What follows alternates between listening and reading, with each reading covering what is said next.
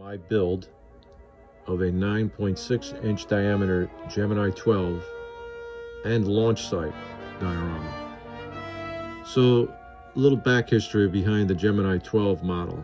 I acquired it because I found the owner doing a little bit of detective work. The current owner of the 4-foot actual studio miniature used in the Lost in Space pilot, No Place to Hide, and also used subsequently through all 3 seasons of the TV series Lost in Space whenever they needed to show the ship taking off or a crash landing. That is the Gemini 12. It's distinctly different than the well-known Jupiter 2.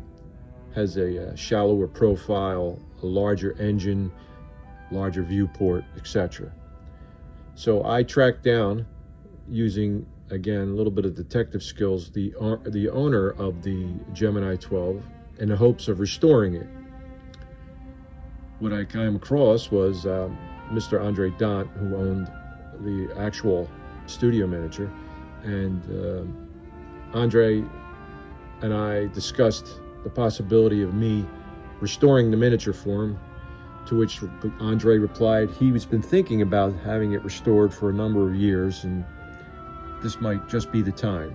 So he had sent me a bunch of photographs and the miniature looked horrible. It was in a dilapidated state.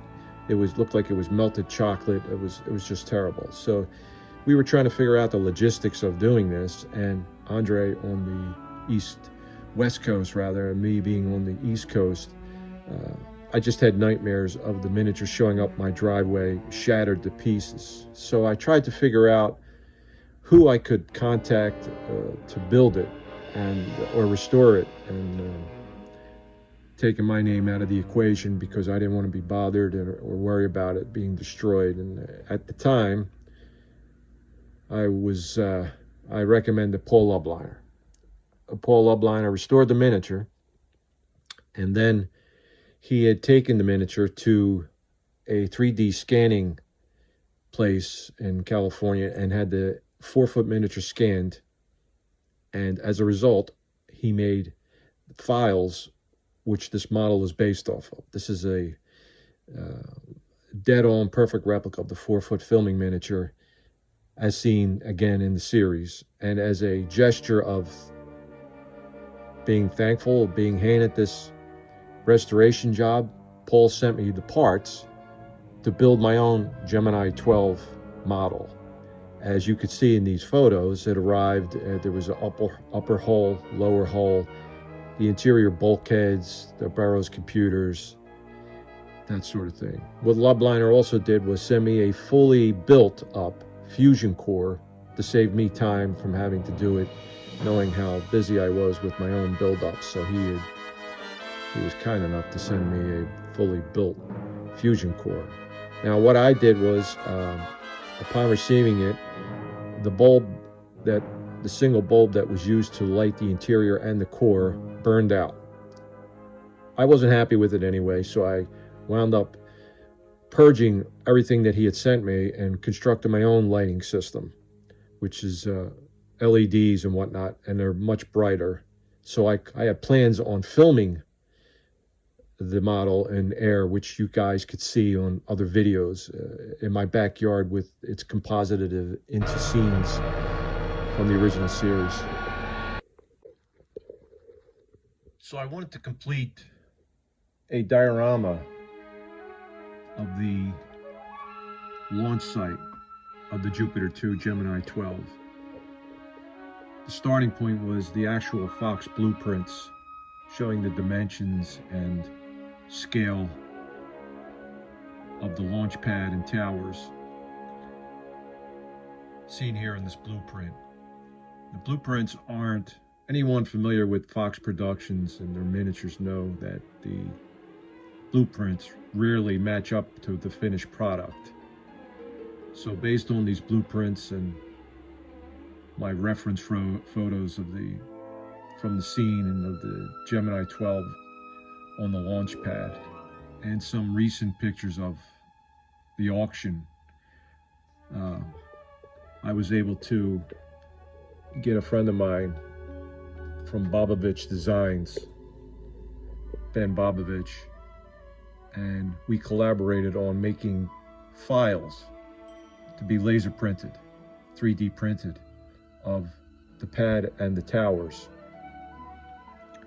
I sent Bob all my reference material, and he was kind enough and brilliant enough to put everything together and make a 3D representation of what the launch pad and towers would look like.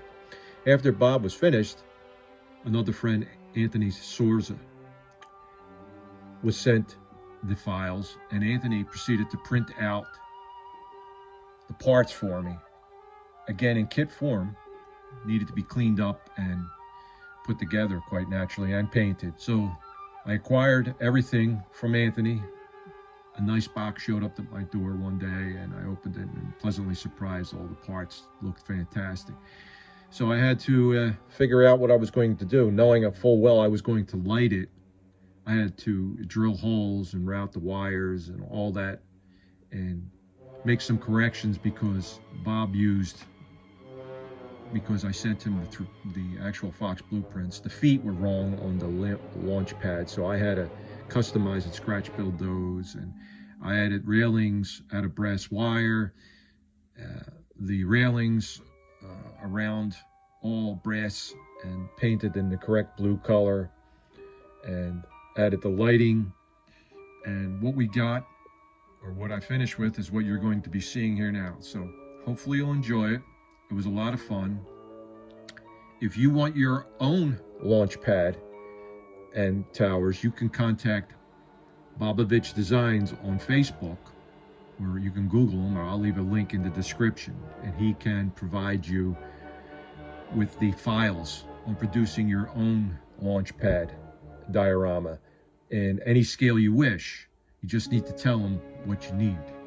And you can go to Anthony Sorza, to be found on Facebook, and Anthony could print them out for you too, unless you have your own printer or you know someone you want to print. But at least you could print up your own version of the launch tower and the 3 support towers.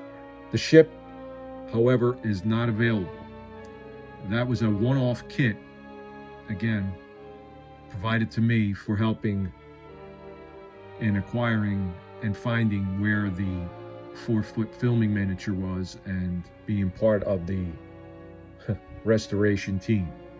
So it's a one-off kit, you can't get it, but I'm sure Bobovich could scale up the launch pad and the 3 towers to match your Mobius or Polar Lights Jupiter 2 or Lunar Models Jupiter 2, whatever you want to do, and you could create it yourself. The ship itself, again, sorry guys, is not available. The Gemini 12 is not available. Thanks for watching. Please enjoy the rest of the video. And again, thanks for stopping by.